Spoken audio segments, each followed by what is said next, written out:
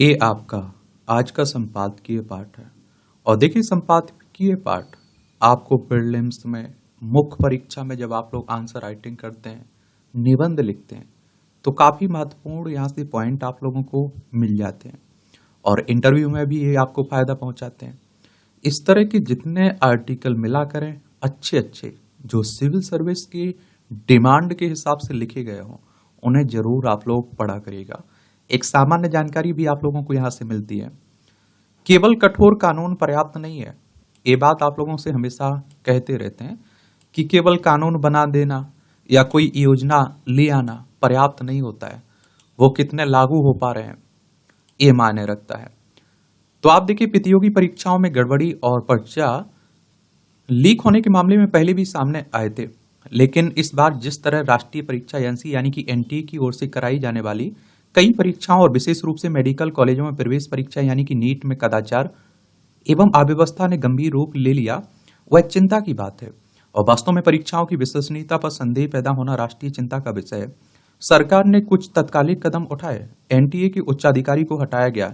NEET पर्चा leak मामले की जांच सीबीआई को सौंप दी गई और उसने कई लोगों को गिरफ्तार भी किया है।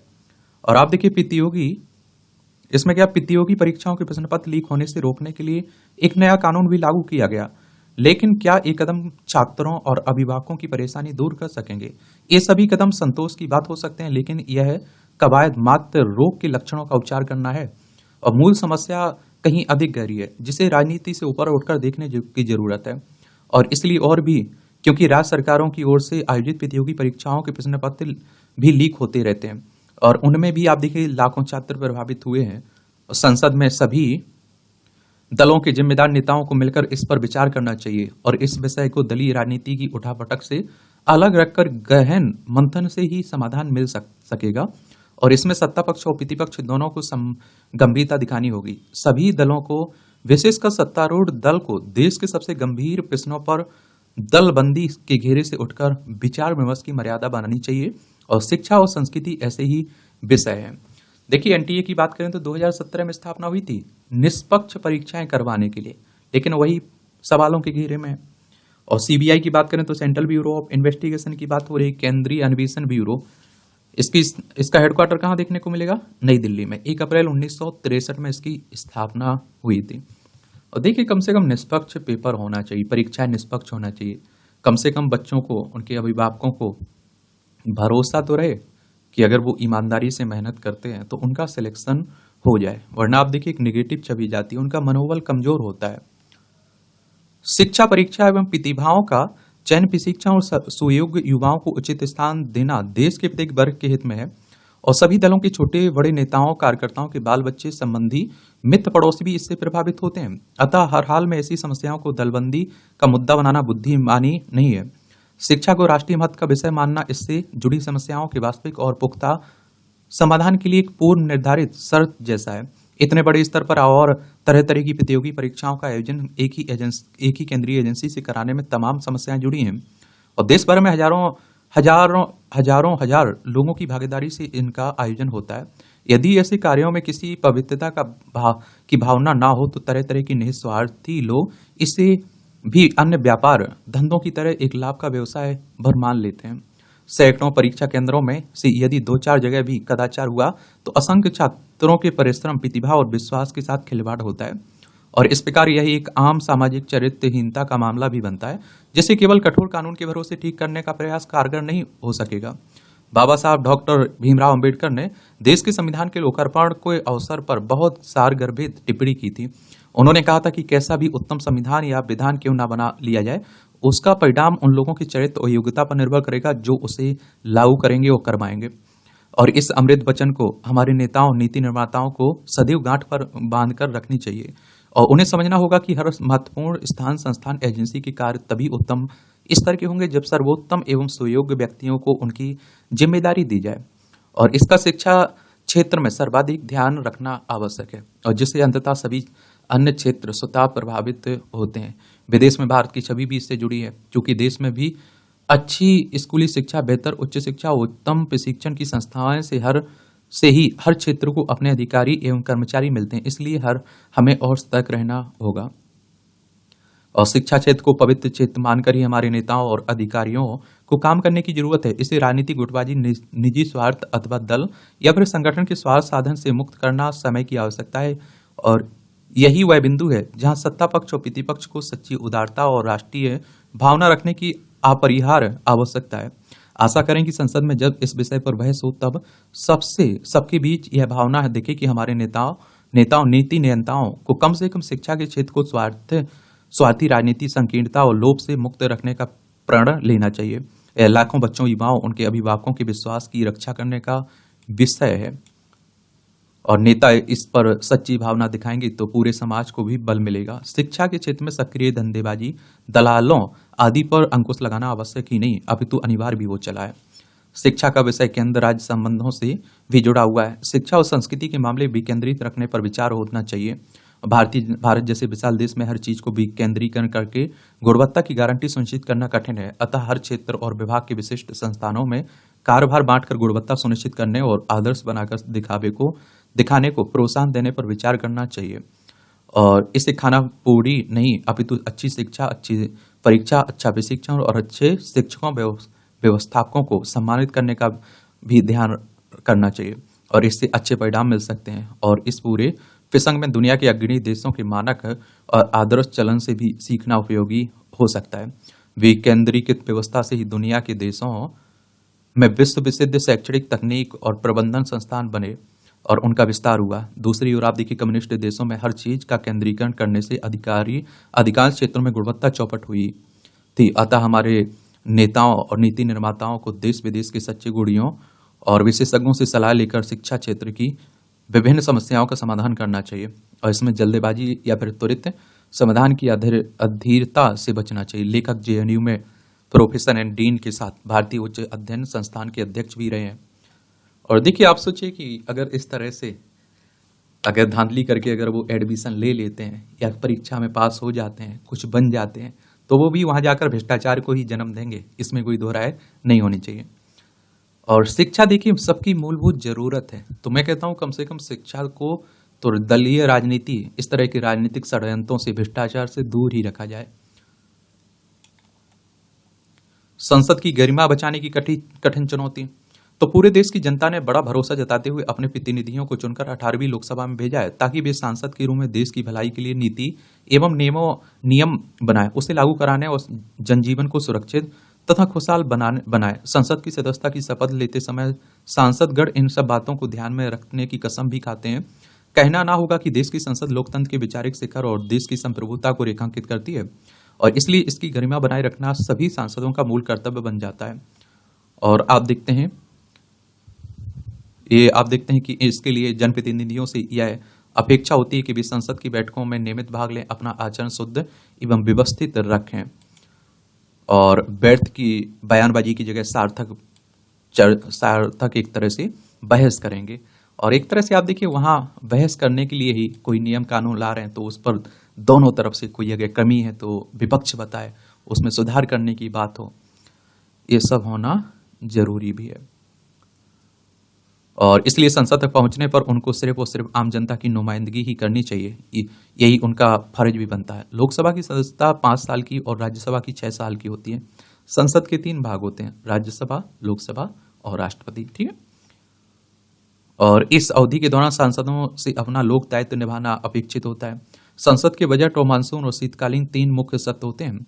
और आप देखिए, संसदीय बैठक में प्रश्नकाल और शून्यकाल की व्यवस्था भी होती है जो सांसदों की भागीदारी का अवसर देती है। सांसदों की उपस्थिति अक्सर समस्या होती है, इसे सुनिश्चित करने के लिए खास मौकों पर जब सदन में किसी विषय पर मतगणना की जरूरत पड़ती है तो सांसदों की घेरेबंदी भी करनी पड़ती है। उनको पकड़ में बनाए रखने के लिए पार्टियों द्वारा व्हिप जारी किया जाता है। पहली लोकसभा में हर साल आप देखते हैं कि हर साल 135 दिन बैठकें आयोजित हुई थी। आज स्थिति कितनी नाजुक हो गई कि इसका अनुमान इसी से लगा सकते हैं कि पिछली यानी 17वीं लोकसभा 2014 से 2019 के बीच, माफ करिए, 17वीं लोकसभा 2019 से 2024 के बीच थी। 16वीं लोकसभा आपकी 2014 से 2019 के बीच थी। तो 2014 से 19 के बीच हर साल औसतन 55 दिन की बैठक आयोजित हुई है। यह दुखद है। 1952 के बाद सबसे कम संसदीय कार्य 17वीं लोकसभा में हुआ है। 35% बिल 1 घंटे से कम ही चर्चा के बाद पास हुए। अब सोचिए, क्या बहस हुई होगी। इसी तरह से आप देखिए 3 कृषि कानून ला दिए गए, जबरदस्ती थोप दिए गए, उन पर कोई बहस नहीं हुई। बाद में आप देखिए किसानों को आंदोलन करना पड़ा और उन्हें वापस भी लेना पड़ा। अगर उन पर चर्चा हुई होती, किसानों की राय ली गई होती, तो इतना बवाल ना कटता उस पर। और अब तो बिल स्टैंडिंग कमेटी के पास भी नहीं जाते हैं। पिछली लोकसभा के काल में कुल 16% बिल ही उसके पास विचार के लिए भेजे गए। सांसद गणों ने 729 ने जी बिल प्रस्तुत किए, जिसमें से केवल 2 पर ही विचार हुआ है। और आप देखिए, और 150 सांसद निलंबित भी हुए। औसतन सांसदों में 45 बहसों में भाग लिए और केवल 2 सांसद ही 7% उपस्थित रहे। 120 सांसदों की उपस्थिति ही 90% से अधिक थी। राहुल गांधी की उपस्थिति पिछली लोकसभा में 51% ही थी। अब तो विपक्ष भी अपनी जिम्मेदारी से विमुख होता दिख रहा है और सरकार को घेरने और आरोपित करने के उद्देश्य से संसद के कार्य में अक्सर व्यवधान डालता है। लगता है विपक्ष का मकसद यही हो गया है कि संसद की कार्रवाई सुचारू रूप से ना चल सके और सरकार की विफलता दर्ज हो। ये भारत की परंपरा कहती है कि वह सभा नहीं है जिसमें कोई वृद्ध ना हो, वे वृद्ध नहीं है जो धर्म की बात ना बोलते हो, वह धर्म नहीं है जिसमें सत्य ना हो, वह सत्य नहीं है जो कपटपूर्ण हो। आज संसदीय सौंध में वृद्ध महानुभावों की संख्या कम है और सत्य की तो बात ही भूल जाए। आज नई भारतीय संसद की औसत आयु 56 वर्ष है, तो 17वीं की तुलना में 3 वर्ष कम है और 80% सांसद स्नातक उससे अधिक की शिक्षा प्राप्त किए हुए। आपराधिक पृष्ठभूमि से नाता घना होता गया है और एक हमारे देश में परंपरा सी बन चुकी है कि जिस पर जितने बड़े क्या होंगे मुकदमे होंगे, उसके चुनाव जीतने की संभावना उतनी ज्यादा रहती है ना। और आज आप देखिए 46% सांसदों पर आपराधिक मामले दर्ज हैं। 25 सांसद 100 करोड़ से अधिक की घोषित संपत्ति के स्वामी है। गौर करने की बात है कि संसद को चलाने का खर्च लगभग 2.5 लाख रुपए प्रति मिनट का होता है। सोच लीजिए 2.5 लाख रुपए, यानी कि 2.5 लाख रुपए की बात हुई। इसलिए इस समय का सदुपयोग होना चाहिए। सार्थक और उत्पादक संवाद के लिए हर सांसद को संविधान का ज्ञान और संसदीय परंपराओं की जानकारी भी होनी चाहिए। दुर्भाग्य से बहुत कम सांसद ही इस ओर ध्यान देते हैं। मुखर प्रवक्ता के रूप में विपक्ष के कई सांसद अक्सर बेलगाम आरोप प्रत्यारोप दर्ज कराने में जुट जाते हैं। आधी अधूरी सूचनाओं या गलत जानकारी के साथ विपक्ष के नेता गण सरकारी पक्ष को आरोपित करने में जुट जाते हैं और बीते कुछ समय से धरना प्रदर्शन के साथ सड़क पर राजनीतिक दमखम दिखाने वाले नजारे संसद के दोनों सदनों में भी दिखने लगे हैं। भौतिक रूप से छीना चपटी और हाथापाई की नौबत भी दिखती रही है। विचाराधीन विषय से दूर एक दूसरे को हीन साबित करना ही उद्देश्य बन गया है। कई सांसद बिना आवश्यक तैयारी के आते हैं और कई बड़े नाटकीय अंदाज में अपना वक्तव्य रखते हैं। संसद को इस समस्या से निजात दिलाने की कोई पुख्ता व्यवस्था होनी चाहिए। इस बार संख्या बल की दृष्टि से विपक्ष पहले की तुलना में अधिक ताकतवर है और यह संसदीय बहसों के स्तर को वैचारिक दृष्टि से समृद्ध करने वाला हो सकता है, बशर्ते खुले मन से बातचीत हो। और आशा है कि नए पुराने सभी सांसद अपने उत्तरदायित्व को समझेंगे, वो कामकाज के प्रति सकारात्मक और गंभीर रूप अपनाएंगे। संसद में वाद विवाद तो होंगे, पर कटुता की जगह विमर्श और विचार की गंभीरता से ही लोकतंत्र की शक्ति बढ़ेगी। और दलगत पसंद और नापसंद स्वाभाविक है, किंतु उससे ऊपर उठकर रचनात्मक भूमिका निभाने का साहस भी जरूरी है। याद रहे कि संसद का संचालन किसी एक की नहीं, पक्ष विपक्ष दोनों की साझा जिम्मेदारी होती है। दोनों के ध्यान केंद्र में अंततः सुशासन और लोक कल्याण ही होना चाहिए। ना भूलें कि प्रजा के सुख में ही राजा का भी सुख निहित होता है। लेखक, शिक्षाविद, पूर्व कुलपति, इनका नाम है गिरीश्वर मिश्र, इनके द्वारा आर्टिकल रखा गया। लेकिन हमारे देश में कुछ और मामला है। हमारे यहाँ जनता राजा का सुख अपनी भलाई में रहता है और अपना पेट भरता है, तभी वो खुशी होता है। और जनता जब तक भूखी ना रहे उसे चैन नहीं पड़ता है। समझ रहे हो? अब राजाओं का कर्तव्य भी राजाओं ने बदल दिया।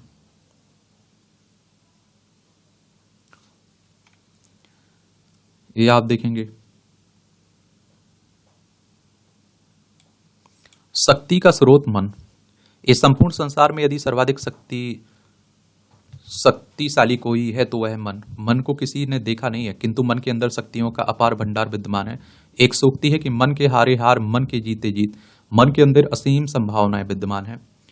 और आप देखिए, जिस प्रकार हम पदार्थ के सूक्ष्मतम कण अर्थात परमाणु को नहीं देख पाते हैं, किंतु उसमें अपार ऊर्जा सन्निहित है, ठीक उसी प्रकार मन भी कोई भौतिक वस्तु नहीं है और जिसके दर्शन कर पाना संभव।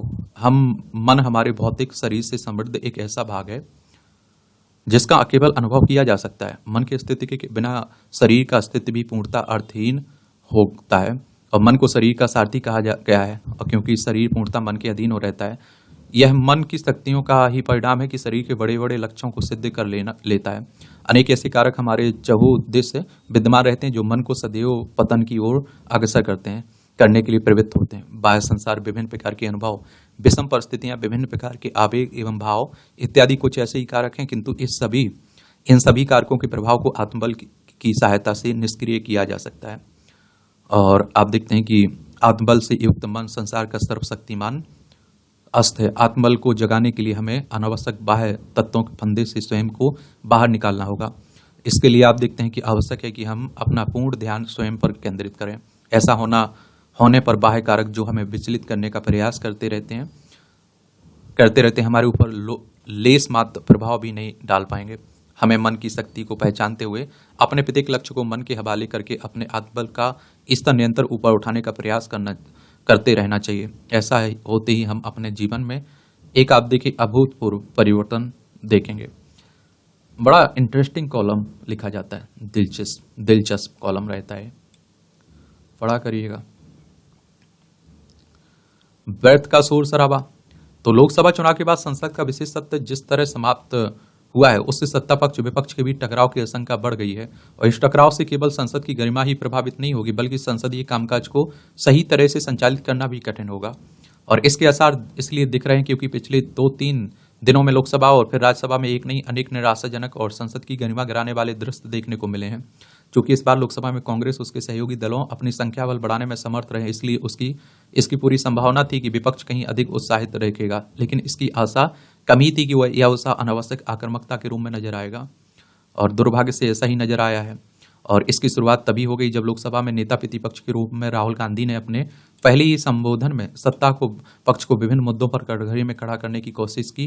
प्रधानमंत्री पर व्यक्तिगत आक्षेप किए, वह हिंदुओं को अपमानित करने में भी नहीं चुके। उन्होंने बलिदानी अग्निवीरों के स्वजनों को मुआवजा देने के मामले में भी गलत बयानबाजी और एमएसपी को लेकर भी, इस कारण उनके संबोधन के कई अंश सदन की कार्रवाई से निकालने पड़े हैं।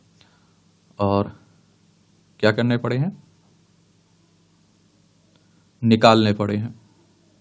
और राहुल गांधी के असंसदीय रवैये के बाद भी विपक्ष ने उन्हें अपेक्षा के शांति से सुना, लेकिन जब प्रधानमंत्री के बोलने की बारी आई तो विपक्ष लगातार नारेबाजी करता रहा। इसके चलते उन्हें सुनना कठिन हो गया है। चूंकि राहुल गांधी टकराव की राय पर चल निकले थे, इसलिए सत्ता की ओर से भी विपक्ष पर तंज कसे गए और इसकी कटुता बढ़ी। आमतौर पर राज्यसभा के बारे में यह धारणा है कि यहाँ अपेक्षाकृत धीरे गंभीर चर्चा होती है, लेकिन यह धारणा पहले ही ध्वस्त हो चुकी है। इस बार यह और ध्वस्त होती दिखी। राज्यसभा में विपक्ष ने प्रधानमंत्री को सुनने के बजाय सदन का बहिष्कार कर बाहर नारेबाजी करना बेहतर समझा। संसद के अगले सत्र में सत्ता पक्ष एवं विपक्ष के बीच की कटुता बढ़ सकती है, और बेहतर हो कि दोनों पक्ष यह समझें कि संसद में हंगामा और नारेबाजी होते रहने से किसी को कुछ भी हासिल नहीं होता है। संसद इसलिए नहीं चलनी चाहिए कि वहाँ व्यर्थ का शोर शराबा हंगामा देखने को मिलता है, और इसमें कम से कम आम जनता की कोई दिलचस्पी नहीं है। आखिर विपक्ष हंगामा करने के बजाय सरकार से जवाब तलब करने की रणनीति क्यों नहीं अपनाता है? निसंदेह ऐसी कोई रणनीति तभी कारगर हो सकती है जब वह संसदीय परंपराओं का पालन करे और अपनी बात कायदे से कहे। ऐसा करके ही वह सरकार को जवाब देने, उसे कटघरे में खड़ा करने में सफल हो सकता है। यह निराशाजनक है कि वह दिखा रहा है कि उसकी रुचि तो केवल सरकार को नीचा दिखाने में। देखिए, इस तरह की जो टिप्पणियां लिखी जाती हैं, बहुत सारे लोग इससे सहमत होंगे, बहुत सारे लोग कहेंगे नहीं एक तरफा लिखे जा रहे हैं। तो मैं कहता हूं पढ़ लिया करिएगा, ज्यादा आपको सोचने की जरूरत नहीं है। आपको तो विश्लेषण करना आना चाहिए, पॉजिटिव पॉइंट आपको मालूम होना चाहिए और नेगेटिव पॉइंट मालूम होना चाहिए। अपना एक उस पर व्यू होना चाहिए आपका। ध्यान दें अभिभावक, बहुत ही चिंता की बात है कि बच्चे उग्र और हिंसक होते जा रहे हैं। मन के खिलाफ कोई भी बात होने पर बच्चे तीखी प्रतिक्रिया व्यक्त करते हैं और सामान तोड़ने फोड़ने मारपीट करने से आगे बढ़कर कुछ ऐसे भी मामले सामने आए जब वे किसी की हत्या तक कर दे रहे हैं। और बिहार के सहरसा में खेल में हुए विवाद में 12 वर्षीय बच्चे ने अपने हम उम्र साथी की हत्या कर दी। लखीसराय में सहपाठी के चिढ़ाने से अजीत साध्वी के छात्र ने 3 साथियों को चाकू घोंपकर घायल कर दिया। इतनी कम उम्र में इतना ज्यादा गुस्सा, यह अति है और समाज के लिए चिंतन का महत्वपूर्ण बिंदु भी है।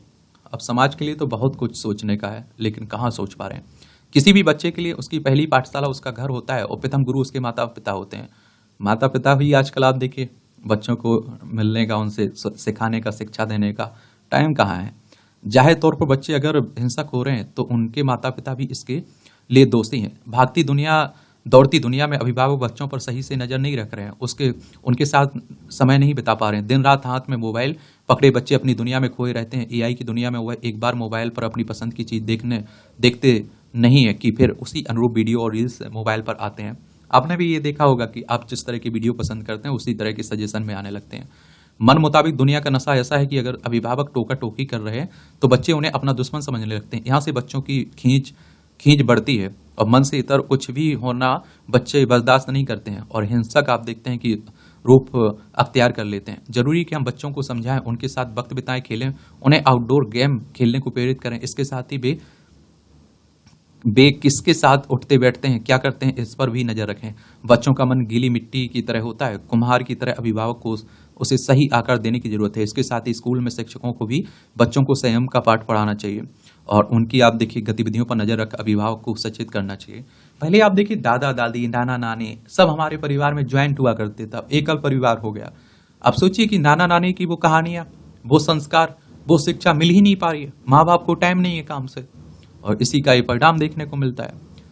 सहस्थिति की भावना से बचेगी दुनिया। सहस्थिति की भावना को भूलकर विकास के नाम पर कौन कितना पैसा संचय कर सकता है, लोगों में इस बात की होड़ मची हुई है। आज जो धरती के संसाधनों को जितना दोहन कर रहा है उसको समाज से उतना अधिक सम्मान मिल रहा है, जबकि होना चाहिए इसके विपरीत। सच तो यह है कि हम अपने जीवन के लिए जरूरी आधारों को नष्ट कर रहे हैं। सहस्थिति की भावना को नकार कर प्रकृति के संसाधनों को निचोड़ने के कारण ही हम आज जलवायु परिवर्तन की वैश्विक समस्या का सामना कर रहे हैं। वैश्विक समस्याओं को सुलझाने के लिए आज सभी देशों को भारत के वसुधैव कुटुंबकम के सिद्धांत पर चलना चाहिए, अन्यथा हम धरती पर जीवन को समाप्त होने से नहीं बचा पाएंगे।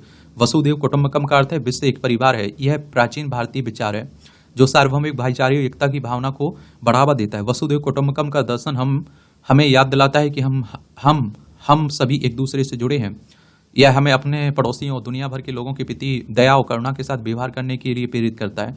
इसलिए आज की जरूरत इस सिद्धांत को अपनी रोजमर्रा की जिंदगी में शामिल करने की है।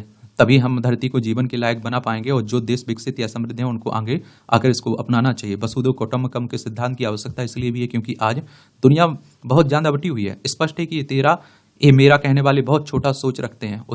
उदार हृदय वालों के लिए धरती एक पूरा परिवार है। इसलिए संयुक्त राष्ट्र को इस सिद्धांत को विश्व स्तर पर बढ़ावा देना चाहिए। संयुक्त राष्ट्र यानी कि यूनाइटेड नेशंस की बात हो रही। 24 अक्टूबर 1945 में स्थापना हुई थी। न्यूयॉर्क यूएसए में इसका हेडक्वार्टर देखने को मिलेगा। अगर संभव हो तो संयुक्त राष्ट्र अपने लेटर पैड पर इसको स्थान दे ताकि अन्य देश भी इस विचार को अपनाए। वसुधैव कुटुंबकम हम सभी के साथ दया, सहानुभूति के साथ व्यवहार करना सिखाता है। भले ही उनकी जाति, राष्ट्रीयता, पंथ कुछ भी हो, वैसे भी ब्रह्मांड में कण कण को जीवंत माना गया है। इसलिए हमारे जीवन पूरी तरह से सहअस्तित्व पर निर्भर करता है। प्राकृतिक संतुलन को मानवता के हिसाब से सर्वोच्च कार्य माना जाए। वास्तु विनिमय प्रणाली को लागू कर प्रोत्साहित किया जाए। आर्थिक असमानता आयोग की स्थापना की जाए। कृषि को वैश्विक कार्य घोषित किया जाए। प्राकृतिक वसीयत के लिए पहल की जाए। तभी हम एक खुशहाल दुनिया का सपना पूरा करने में सफल होंगे। नहीं तो आज पशु पक्षियों, पेड़ पौधों का जो हाल हो रहा है, आने वाले दिनों में वही मानव का भी होगा। जलवायु परिवर्तन के चलते सबसे ज्यादा पलायन मानव द्वारा ही किया जाएगा। अब आप देखिए, अगर हमारे पूर्वज इतने मतलबी होते, इतने स्वार्थी होते, तो आज हमें ना तो स्वच्छ वायु मिल पा रही होती जितनी बची हुई है, ना पेड़ पौधे हम लोग देख पा रहे होते, ना स्वच्छ जल मिल पा रहा होता। उन्होंने कम से कम अपना कर्तव्य निभाया, हमारे लिए कुछ छोड़ के गए हुए। तो हमारा भी कर्तव्य बनता है कि हमें भी निभाना चाहिए। ये आप देखिए टिप्पणियां रहते हैं, देख लिया करिएगा ये भी, ठीक है। ये आप देखेंगे अंधश्रद्धा अव्यवस्था का दुष्परिणाम हादसा जो उत्तर प्रदेश के हाथरस में हुआ है ना, उसी के लेकर ये बातें हो रही हैं। चलिए उत्तर प्रदेश के बारे में एक सामान्य जानकारी नीचे लिखिएगा। सुबह हम लोगों ने बात की भी थी उत्तर प्रदेश के बारे में। हाथरस में हुई भयावह घटना की बात हो रही है, दुर्घटना की बात हो रही है। तो इस भयावह त्रासदी कोई पहली घटना नहीं है और हमारे देश में ब्रह्मा ज्ञान देने के आयोजन के निरंतर होते रहते हैं। उसी अनुपात में दुर्घटना भी घटती रहती हैं।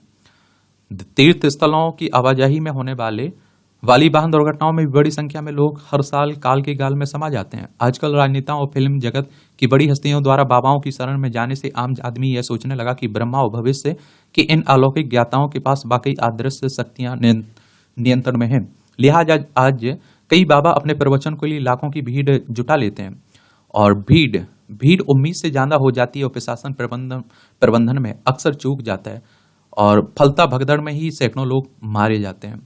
आजकल आप देखते हैं कि नेता बाबाओं की इस भीड़ को मतदाता समझने लगते हैं। वो इसलिए जाते हैं, नेताओं को इन बाबाओं के बारे में असलियत सब मालूम रहती है और उन्हें लगता है कि इनके पास गए तो वोट मिल जाएंगे। और इसमें आप देखते हैं कि वोट के लालच में इन समागमों में अपनी उपस्थिति दर्ज कराते हैं। श्रद्धालुओं की धार्मिक भावनाओं का दोहन कथित बाबाओं के माध्यम से स्वयं एवं अपने दल के लिए दोहन करने में कोई संकोच नहीं करते हैं। वैभव और विलास में डूबे बाबा भी इन नेताओं की पैरवी करने लग जाते हैं। धार्मिक आयोजनों में हास्य, देश में धार्मिक मेलों और सांस्कृतिक आयोजनों के दौरान भीड़ में भगदड़ मचने से कोई होने वाले हादसों का सिलसिला बढ़ रहा है।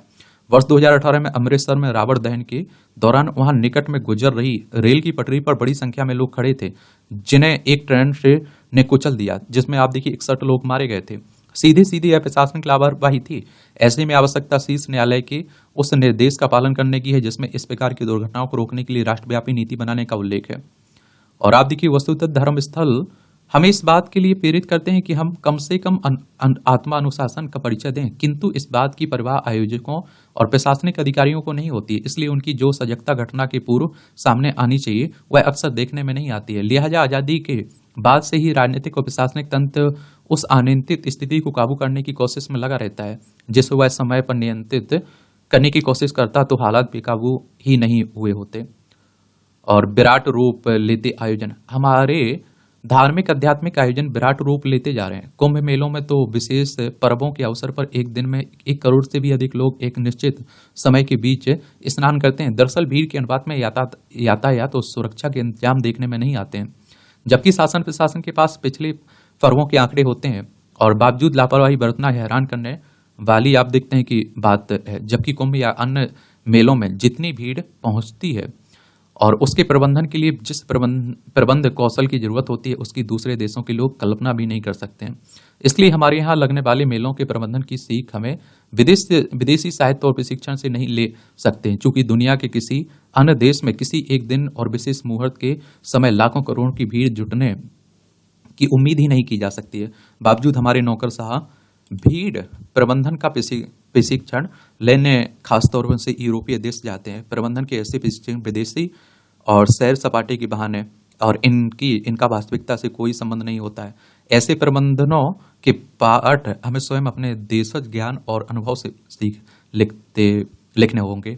और व्यवस्था भंग, प्रशासन के साथ हमारे राजनेता, उद्योगपति, फिल्मी सितारे और आला अधिकारी भी धार्मिक लाभ लेने की होड़ में व्यवस्था को भंग करने का काम करते हैं और इनकी वीआईपी व्यवस्था या मंदिरों में मूर्ति स्थल तक ही हर हाल में पहुंचने की मनोदशा मौजूदा प्रबंधन को लाचार बनाने का काम करती है। परिणाम स्वरूप भीड़ ठसाठस के हालात में आ जाती है और ऐसे में कोई महिला या बच्चा गिरकर अनजाने में भीड़ के पैरों तले रौंद दिया जाता है, भगदड़ मच जाती है। धार्मिक स्थलों पर भीड़ बनाने का काम इलेक्ट्रॉनिक मीडिया भी कर रहा है। टीआरपी के लालच में गाहे बगाहे वह भी इसमें महत्वपूर्ण भूमिका निभाता है। इलेक्ट्रॉनिक मीडिया के अस्तित्व में आने के बाद धर्म के क्षेत्र में कर्मकांड और पाखंड का आडंबर जितना बड़ा है उतना पहले कभी देखने में नहीं आया। इलेक्ट्रॉनिक मीडिया का यही नाट्य रूपांतर अलौकिक कालावाद धार्मिक आस्था के बहाने व्यक्ति को निष्क्रिय व अंधविश्वासी बनाता है। यही भावना मानवीय मसलों को यथास्थिति में बनाने रखने का काम करती है। हम ईश्वर अथवा भाग आधारित अवधारणा को प्रतिफल व नीति का कारक मानने लग जाते हैं। दरअसल इलेक्ट्रॉनिक मीडिया राजनेता और बुद्धिजीवियों का काम लोगों को जागरूक बनाने का है, लेकिन निजी लाभ का लालची इलेक्ट्रॉनिक मीडिया धर्म भीरू राजनेता और धर्म की आंतरिक आध्यात्मिकता से ज्ञान बुद्धिजीवी भी धर्म के चदम का शिकार होते दिखाई देते हैं। यही वजह है कि पिछले 1 दशक के भीतर ऐसे हादसों में 1000 से ज्यादा लोग मारे जा चुके हैं। वर्ष 2013 में घटित केदारनाथ हादसे में 1000 से अधिक लोग मारे गए थे। बावजूद श्रद्धालु दर्शन, श्रद्धा, पूजा और भक्ति से यह अर्थ निकालने में लगे कि इनको संपन्न करने में इस जन्म में किए पाप धुल जाएंगे, मोक्ष मिल जाएगा और परलोक भी सुधर जाएंगे। जाहिर कि धार्मिक हादसों से छुटकारा पाने की कोई उम्मीद निकट भविष्य में दिखाई नहीं दे रही है। ये आप देखते हैं कि प्रमोद भार्गव वरिष्ठ पत्रकार है, इनके द्वारा लिखा गया है, इनके विचार हैं। और एक बात तो आप लोगों ने देखा होगा कि हमारे देश में कर्म लोगों के देखिए और उनका दिखावा देखिए, धर्म के प्रति जो मानते हैं, कई प्रकार की लापरवाहियों का नतीजा। ये नरेंद्र शर्मा है, वरिष्ठ पत्रकार, इनके द्वारा लिखा जा रहा है, इनके विचार हैं। तो आप देखिए हाथरस में मंगलवार को घटित घटित हादसे के लिए लापरवाही, बाबाओं के प्रति अंधश्रद्धा और फिर सरकार व प्रशासन की नाकामी को गिनाया जा रहा है। लेकिन लाचारी यह है कि आप चाहे बाबाओं को कितना भी कोसिए, शासन प्रशासन को कितनी भी लालत मलानत भेजिए और अंधश्रद्धा में पगलाए लोगों को कितना भी समझाइए, इन्हें कितना भी झिड़किए, मगर यह सिलसिला अनवरत जारी रहेगा। और इस हादसे की तकनीकी वजहों पर नजर दौड़ाएं तो ऐसी कोई वजह नहीं है जो ऐसे मामलों में पहली बार सामने आई हो। ना ही शासन प्रशासन को सवालों के घेरे में खड़ा करने वाला ऐसा कोई सवाल आपको मिलेगा जो पहली बार पूछा गया जाए। यदि समूचे हादसे को मीडिया के लेंस से देखें तो इसमें कोई नई बात नहीं है। घटना स्थल पर ना तो सही से बैरिकेडिंग थी, ना तो भीड़ को संभालने के लिए पर्याप्त वॉलंटियर थे। लगभग 80,000 लोगों के कार्यक्रम को शामिल करने की अनुमति दी गई थी, जबकि अभी तक की जो मीडिया रिपोर्ट की माने तो इसके मुताबिक यहाँ 1.5 लाख से भी ज्यादा लोग पहुंचे थे। यह इसलिए भी हैरानी की बात हो सकती है कि मौके पर स्थानीय एसडीएम भी मौजूद थे और उनकी सहायता के लिए राजस्व अधिकारी और पुलिस के जवान भी थे, मगर व्यवस्था तो तब संभलती जब संभालने वालों के बस में इसे संभालना होता। महज कुछ दर्जन पुलिस वाले लाखों लोगों की भीड़ नहीं संभाल सकते, और जब अंधश्रद्धा में लीन हो जाएं तो कुछ 100 वॉलंटियर भी लाखों लोगों की भीड़ को नहीं संभाल सकते। अब भला इन खामियों को गिनाने का क्या फायदा? पहले एग्जिट और फिर एंट्री पॉइंट नहीं बनाया गया था। अगर कार्यक्रम की इजाजत दी गई थी और घटना और कार्यक्रम स्थल पर पुलिस की भी मौजूद थी तो यह किसके देखने और जांचने का विषय था कि सत्संग में आने वालों की समुचित रूप से एंट्री हो और उनके बाहर जाने के लिए समुचित रूप से एग्जिट की व्यवस्था हो। अब इन लापरवाहियों को भी गिनाने का कोई फायदा नहीं है। सत्संग स्थल पर इमरजेंसी रास्ता नहीं बनाया गया था। मौके पर मौजूद भीड़ के मुताबिक वहां कोई मेडिकल टीम नहीं थी। कम से कम इस ऐसे मौके पर 5 से 10 एम्बुलेंस होनी चाहिए, जो नहीं थी। सच बात तो यह है कि यह इतनी गर्मी और उमस के बावजूद अब जो बातें पता चल रही हैं उनमें ये भी शामिल है कि सत्संग स्थल पर मौजूद भीड़ के अनुपात में कूलर और पंखों की व्यवस्था भी नहीं थी। जाहिर है कि खाने पीने का बद इंतजामी की बात कहनी ही बेईमानी है। कुल मिलाकर यह दी हम इस हाथरस के पास हुए एक और भयावह हादसे को इन्हीं पारंपरिक कसौटियों में कसेंगे तो शायद ही इसके पीछे के किसी ठोस वजह और निष्कर्ष पर पहुंच सकेंगे। दरअसल यह मामला महज लापरवाही और अव्यवस्था का नहीं है, और यदि यह मामला महज लापरवाही और अव्यवस्था का है तो यह भी जान और समझ लीजिए कि अब अपने देश में लापरवाही और अव्यवस्था के साथ जीना हमारी मजबूत परंपरा का हिस्सा बन चुका है। और अगर ऐसा ना होता तो पिछले 1 दशक में ही ऐसे दर्जनों हृदय विदायक हादसे न हुए होते। जब इसी तरह की लापरवाही के चलते भगदड़ में सैकड़ों लोग मारे गए, एक किस्म से हादसे हमारी रोजमर्रा की जिंदगी का हिस्सा हो चुके हैं। हैरानी की बात है कि अगर हम पिछले कुछ वर्षों में हुए ऐसे हादसों के और अंदर घुसकर इनके वर्ण और जाति क्रम को टटोलेंगे तो पता चलेगा कि ज्यादातर हादसे विशेष वर्ग के बाबाओं के कार्यक्रम में हुए हैं। चाहे हरियाणा के बाबा रामपाल के डेरों में हुई गोलीबारी की हादसा रहा हो, या फिर चाहे यही हाथरस का हादसा रहा हो। और एक बात आप लोगों को बता देता हूँ, देखिए इसमें मारे गरीब ही गए, आप समझ रहे हैं। और ठीक है, आपकी श्रद्धा है, आप जाइए, लेकिन बच्चों को तो मत ले जाइए। बच्चों की भी जान ले रहे हैं। आपको कर्म करना नहीं है, मेहनत करना नहीं है भाई, और बाबाओं के चक्कर में आप फंसे हुए हैं। और हर धर्म गुरुओं का यही हाल है। ठीक है, अब जो अभी तो कोई एक उनका भक्त बोल रहा है, बाबा जेल भी जा चुके हैं, ये भी आपको बता दूं। उनका एक भक्त बोल रहा है कि सभी को मोक्ष की प्राप्ति हो गई है, उनकी मरने की उम्र हो चुकी थी पूरी। अब इस तरह की टिप्पणियां की जा रही हैं, मैं क्या बोल सकता हूं। अब फिर लीपापोती हो जाएगी, अभी कुछ दिन तक ये बातें चलेंगी, फिर खत्म हो जाएगा सब। डॉक्टर जाली के नियंत्रण बढ़ते हुए कदम, चले खरी तंज कसा जाता है। विकास के साथ सामाजिक परिवर्तन का संतुलन, यह मध्य प्रदेश में आप देखिए बजट आया हुआ है ना, उसी की बात हो रही है। चलिए इसे देख लेते हैं। मध्य प्रदेश की बात करें तो भोपाल की राजधानी है, यहाँ के मुख्यमंत्री भोपाल मध्य प्रदेश की राजधानी है। यहाँ के मुख्यमंत्री मोहन यादव हैं। डॉक्टर यादव सरकार ने मध्य प्रदेश विधानसभा में बुधवार को अपना पहला बजट प्रस्तुत किया है। उप मुख्यमंत्री जगदीश देवड़ा द्वारा प्रस्तुत बजट में अधोसंरचना विकास के साथ सामाजिक परिवर्तन का संतुलन बनाया गया है। और सामाजिक आप देखते हैं परिवर्तन से आशय महिला सशक्तिकरण पर विशेष उदारता दिखाई गई। पिछले वर्ष की तुलना में देखा जाए तो केवल महिला एवं बाल विकास विभाग की 14,686 करोड़ के बजट को बढ़ाकर 26,560 करोड़ रुपये कर दिया गया। और महिलाओं ने जिताया है, आप सभी जानते हैं बीजेपी को। लाडली बहना योजना हो गई, उसका प्रभाव रहा है। और इस वृद्धि में भाजपा सरकार ने उन आशंकाओं का समाधान कर दिया जिसमें लाडली बहना योजना को बंद किए जाने की अफवाह फैलाई जा रही थी। और जेंडर बजट की बात की जाए तो 3.65 लाख करोड़ रुपए के कुल बजट में महिलाओं के लिए 1.22 लाख करोड़ रुपए का प्रावधान किया गया है। कुल बजट में महिलाओं पर खर्च की जाने वाली राशि देखी जाए तो लगभग 29% के आसपास है, जो पिछले वर्षों की तुलना में कहीं अधिक है। महिलाओं के साथ बजट की हिस्सेदारी में सर्वाधिक फोकस अधोसंरचना के विकास पर किया गया है। अधोसंरचना विकास के जरिए सरकार ने स्पष्ट कर दिया कि प्रदेश के आर्थिक स्वास्थ्य को आप देखते हैं कि आर्थिक स्वास्थ्य को प्रभावित करने वाली लाडली बहना जैसी योजनाओं के बावजूद विकास योजनाओं के साथ कोई समझौता नहीं किया गया। इसके माध्यम से बिजली, पेयजल, सड़क, सिंचाई की सुविधाएं तो आप देखते हैं कि तो बढ़ाई जाएंगी। साथ ही में प्रधानमंत्री की ड्रीम प्रोजेक्ट पीएम सूर्य घर योजना को साकार करने के लिए राशि की कमी नहीं आने दी जाएगी। तीसरे मोर्चे पर आप देखिए युवाओं के लिए सरकारी नौकरी, स्वरोजगार की भी चिंता की गई है। अलग अलग विभागों में 65,500 पदों पर एक वर्ष के अंदर भर्ती करने का वादा किया गया। किसानों के उत्थान के लिए भी सरकार ने पहला बड़ा दिल दिखाया। सस्ते कर्ज से लेकर सिंचाई सुविधाओं में वृद्धि से अन्नदाता के चेहरे पर खुशहाली आएगी। पिछले वर्ष के बजट में 15% की वृद्धि करते हुए 26,126 करोड़ रुपए कर दिया है। और स्वास्थ्य और शिक्षा के बजट में भी भारी वृद्धि की गई। स्वास्थ्य सुविधाएं बढ़ाने के लिए कुल बजट का 13% और शिक्षा के आधुनिकीकरण के लिए 11% बजट रखा गया है। स्वाभाविक है कि भाजपा ने अपने संकल्प पत्र में सबको शिक्षा, सबको इलाज का जो वादा किया था उसे पूरा किया जा सकेगा। सरकार ने नगरों के विकास का रोड मैप तो बजट के माध्यम से रखा ही है, ग्रामीण मध्य प्रदेश के लिए समग्रता से ध्यान दिया है। तो जब आप लोग मध्य प्रदेश के किसी स्टेट एग्जाम की तैयारी करें तो बजट जरूर पढ़ लिया करिएगा। SC, ST, OBC के लिए 70,000 करोड़ रुपए का प्रावधान किया गया है। सामाजिक परिवर्तन को लक्ष्य कर बजट में सभी वर्गों के हितों का ध्यान रखा गया है।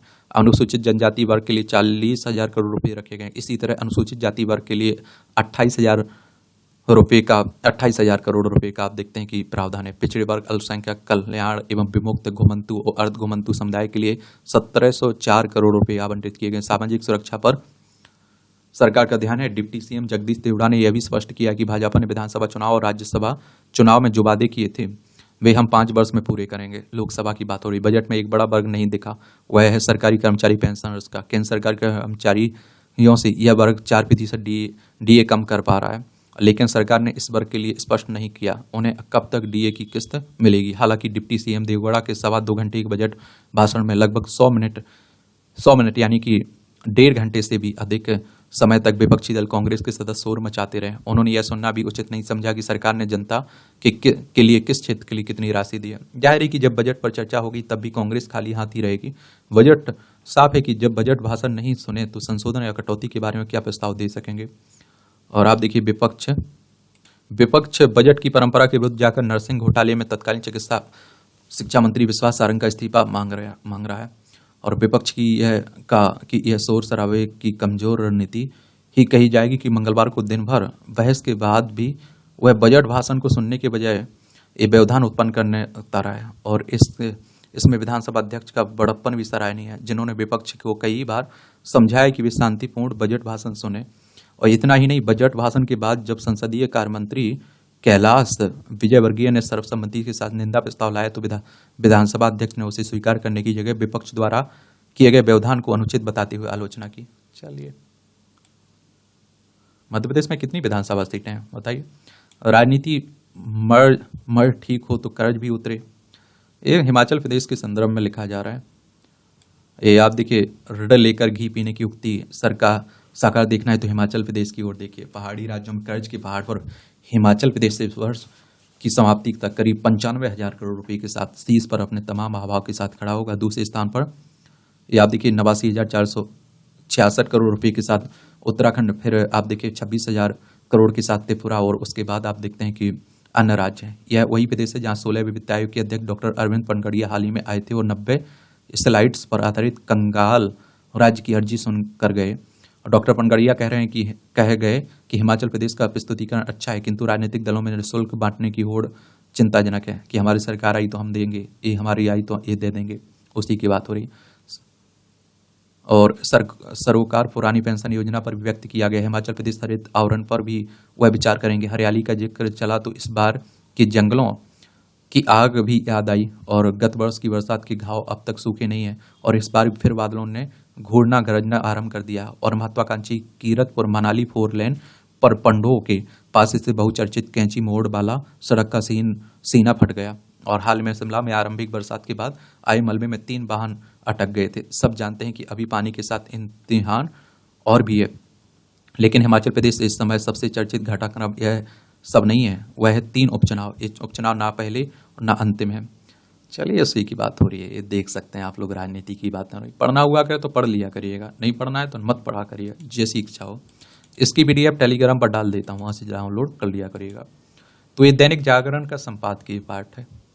एक जनसत्ता का आर्टिकल भी बड़ा अच्छा लिखा जाता है, और ये सिविल सर्विस स्टेट VCS की जो डिमांड रहती है ना, उसी के हिसाब से लिखा जाता है।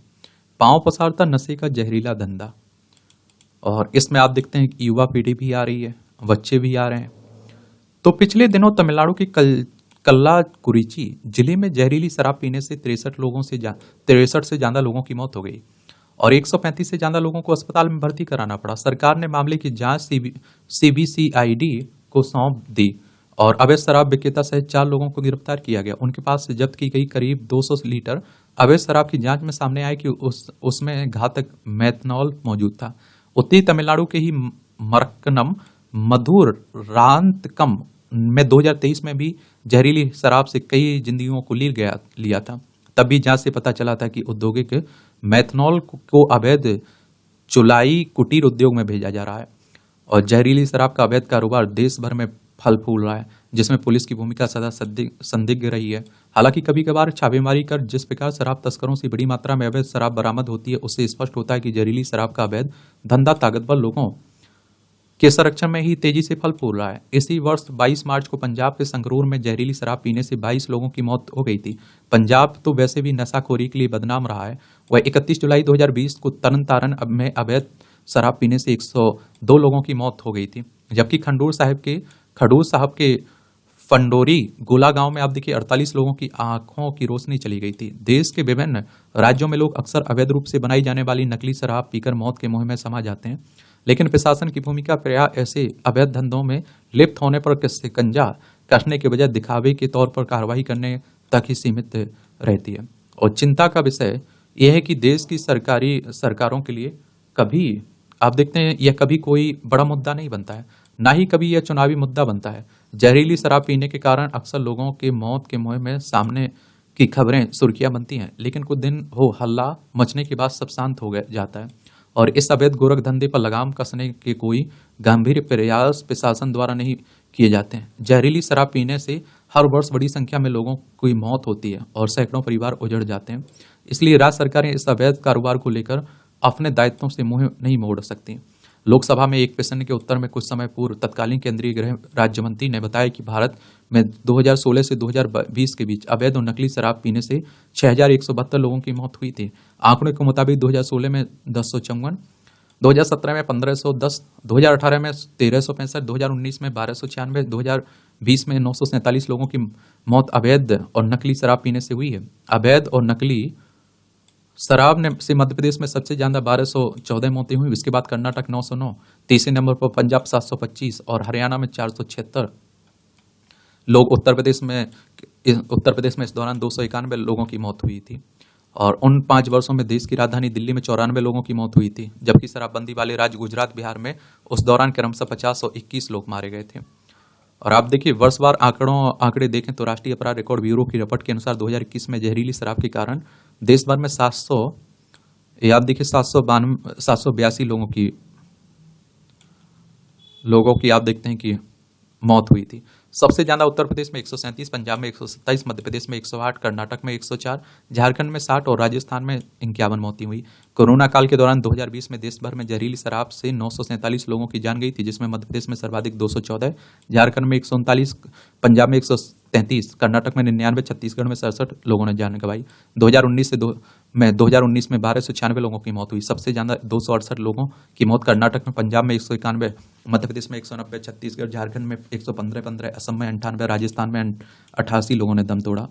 2018 में 1365 लोगों की मध्य प्रदेश में सबसे ज्यादा 1365 लोगों की हुई, जिसमें मध्य प्रदेश में सबसे ज्यादा 410, कर्नाटक में 218, हरियाणा में 162, पंजाब में 159, उत्तर प्रदेश में 78, छत्तीसगढ़ में 77, राजस्थान में 64 लोगों की मौत जहरीली शराब से हुई है।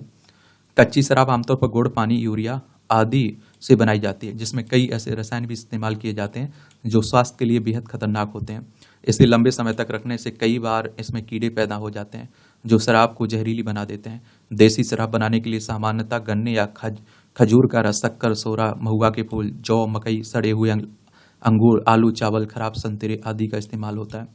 स्टार्च वाली इन चीज़ों में ईस्ट मिलाकर फर्मेंटेशन कराया जाता है और इन्हें सड़ाने के लिए ऑक्सीटॉक्सिन का इस्तेमाल किया जाता है, जिससे नौसादर, बेसरम बेल की पत्ती और यूरिया भी मिलाया जाता है। ये चीज़ें नपुंसकता बढ़ाती है, तंत्रिका तंत्र पर भी दुष्प्रभाव डालती हैं और इन्हें मिट्टी में गाड़ने के बाद भी भट्टी पर चढ़ाया जाता है और इससे निकलने वाली भाप से देसी शराब तैयार होती है, जिसे और नशीला बनाने के लिए मेथेनॉल मिलाया जाता है। अवैध रूप से उत्पादित शराब प्रायः खराब गुणवत्ता वाले कच्चे माल और अस्वच्छ परिस्थितियों में बनाई जाती है। कानून के रक्षकों की नाक तले देश के विभिन्न ग्रामीण अंचलों में अवैध शराब निकालने की भट्टियां चलती रहती हैं। इन्हें भट्टियों में अवैध रूप से चोरी छिपे शराब बनाई और बेची जाती है, जो काफ़ी सस्ती मगर उतनी खतरनाक भी होती है। अवैध शराब का जहरीला धंधा इसलिए भी तेजी से फलता फूलता है। सस्ती और खुली खराब पाने के लिए लालच में लोग खुद अब उसकी ओर चले जाते हैं, लेकिन सस्ती शराब के कारण कोई अपनी आंखों की रोशनी गवा बैठता है, कोई अपनी जीवन लीला ही समाप्त कर देता है। नकली शराब पीकर मरने वाले ज्यादातर गरीब तबके के लोग होते हैं, जो कम पैसे में नशे की पूर्ति के लिए ऐसी शराब खरीदते हैं। जहरीली शराब से लोगों की मौत होने पर उनके परिवार के सामने रोजी रोटी का संकट खड़ा हो जाता है। यही कारण है कि नकली शराब बनाने वालों के खिलाफ ऐसे कठोर कदम उठाने की मांग होती रही है, जो दूसरों के लिए भी नजीर बने। अवैध शराब का कारोबार कमोबेश हर राज्य की समस्या है और चोरी छिपे नकली शराब बनाने और बेचने वाले हर कहीं मौजूद हैं। इसलिए जब तक इस अवैध धंधे की बड़ी मछलियों पर हाथ नहीं डाला जाएगा, तब तक जहरीली शराब इसी बेकार लोगों को बेमौत मारती रहेगी। एक बात और आपको पता है, मैं देख रहा था, यहाँ से गुजर रहा था, एक शराब की दुकान के सामने नीचे भीड़ लगी हुई है। ऊपर क्या लिखा है? शराब स्वास्थ्य के लिए हानिकारक है। आप देखिए, गुटखे पर लिखा रहता है कैंसर जनित कारण है या कैंसर होता है गुटखे से, लेकिन लोग फिर भी खा रहे हैं। चलिए खैर छोड़िए। तो इस तरह से आप देखेंगे ये संपादकीय पाठ है आज का, इसकी कहानी खत्म होती है। आप लोग पढ़ते रहिए, एंजॉय करते रहिए।